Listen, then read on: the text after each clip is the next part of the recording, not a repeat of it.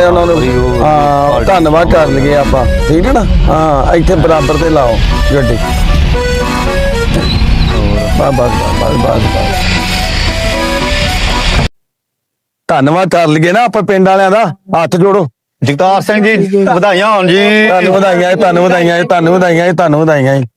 ਹਾਂ ਹੋਰ ਠੀਕ ਠਾਕ ਹੈ ਹਾਂ ਭਾਈ ਆਪਾਂ ਹੁਣ ਪਾਰਟੀ ਕਰਦੀ ਹੈ ਮੁੰਡੇ ਦੇ ਜਿੱਤ ਦੀ ਠੀਕ ਹੈ ਨਾ ਤੇ ਸਾਰੇ ਧੁੰਮ ਧਾਮ ਨਾਲ ਆਇਆ ਹੈ ਅੱਛਾ ਭਾਈ ਚੱਲੇ ਆਏ ਗੱਲ ਤਾਂ ਸੁਣੋ ਜੀ ਹਾਂ ਹਾਂ 10 ਸਾਲ ਹੋ ਗਿਆ ਤੁਸੀਂ ਹਰ ਵਾਰੀ ਜਿੱਤਦੇ ਆਦੇ ਹੋ ਇਹ ਕੀ ਚੱਕਰ ਹੈ ਭਾਈ ਮੇਰੀ ਗੱਲ ਸੁਣ ਲੈ ਆਮ ਪਾਰਟੀ ਜਿੱਤੀ ਹੈ ਨਾ ਹਾਂਜੀ ਠੀਕ ਹੈ ਨਾ ਆਮ ਪਾਰਟੀ ਦਾ ਰਾਜ ਚੱਲਦਾ ਹੈ ਤੇ ਜੇਕਰ ਅਗਲੀ ਵਾਰ ਕਾਲੀ ਸਰਕਾਰ ਆ ਗਈ ਤੇ ਕਾਲੀ ਸਰਕਾਰ ਵੱਲੇ ਹੋ ਜਾਾਂਗੇ ਤੇ ਜੇ ਕਾਂਗਰਸ ਆ ਗਈ ਕਾਂਗਰਸ ਵੱਲੇ ਹੋ ਜਾਾਂਗੇ ਤੈਨੂੰ ਪਤਾ ਜਿਹਦੀ ਸਰਕਾਰ ਹੋਵੇ ਉਹਦੇ ਮੈਂਬਰ ਸਰਪੰਚ ਹੁੰਦੇ ਆ ਠੀਕ ਹੈ ਨਾ